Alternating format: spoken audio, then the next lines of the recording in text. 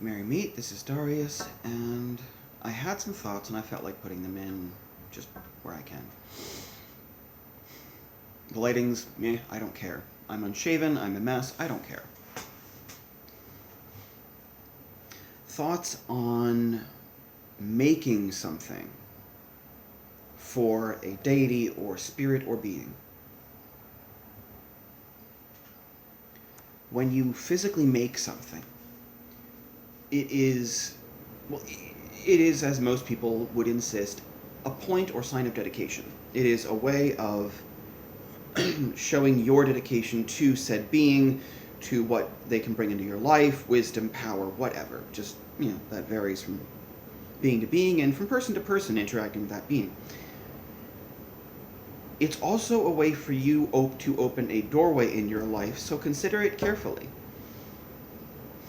When you make something, it is of your energy.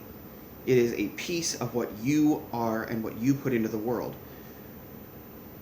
When you give it to someone, a being, a deity, a spirit, you are not only inviting their influence, you're inviting their energy. You're inviting their energy into your life, into your being in a way. Now,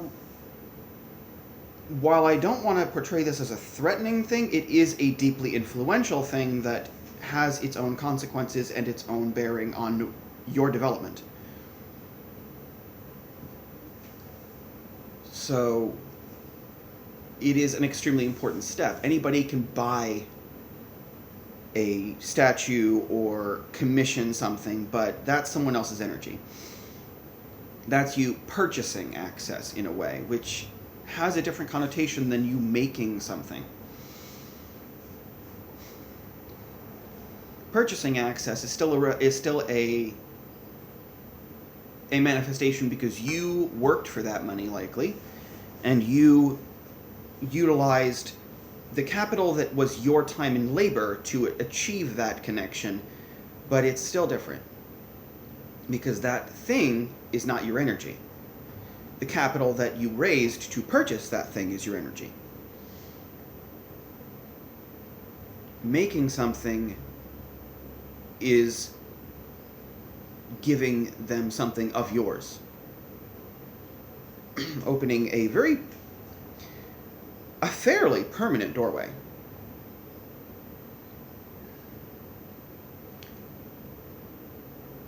This is separate from making an altar.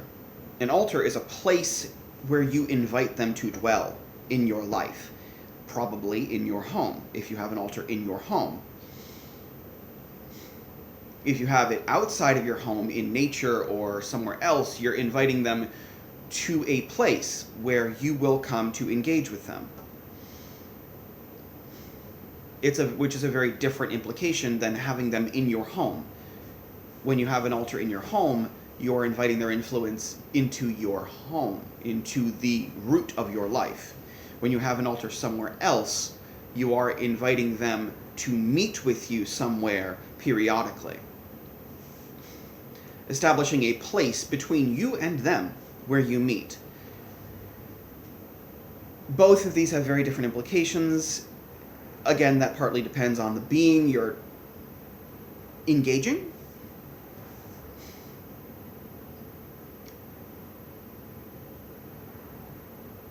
All of these have very different implications, but if you want the influence of a being in your life, make something. Consider carefully how much of their influence you want in their life as to whether or not you do this. But if you want their influence, make something. Make something that will last, whether it's a painting, a sculpture, a drawing, a symbol on wood or stone, just carved or painted or stained or...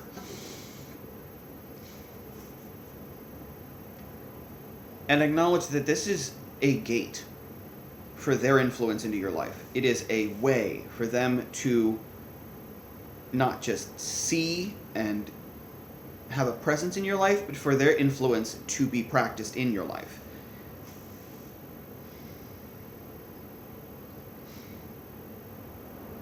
So be careful deciding to do that.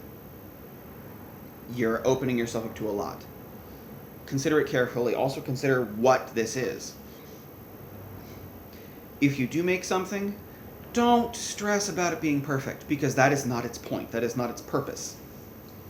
But work into it, because the effort is a reflection of how much you want this, how much you want this contact, this influence, this spirit being deity agenda in your life.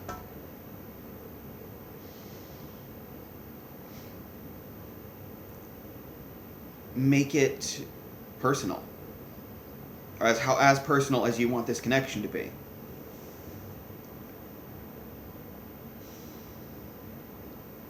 Hell, if all you know how to do is weave, make something out of grass or thatch or hemp or like hemp rope.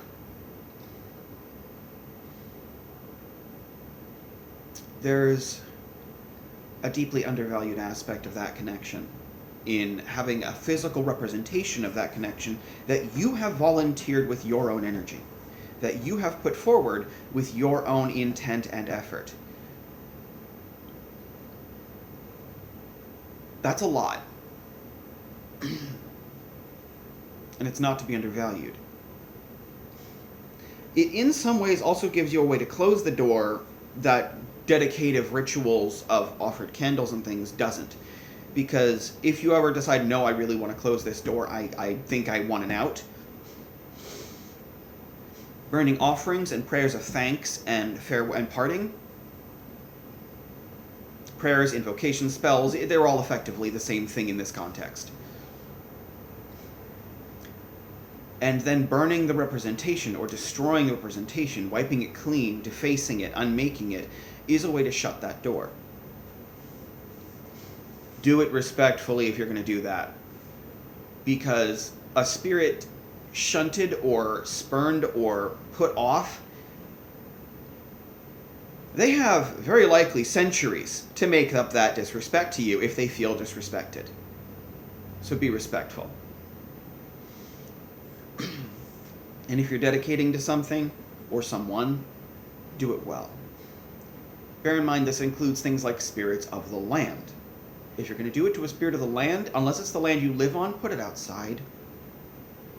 Your house is not where they dwell. They probably don't want to come into your house. Closer to where they are. Even if you only have like a backyard and you're going to the land you live on, that's a better place. Well, that's a thought. Merry part, and blessed be.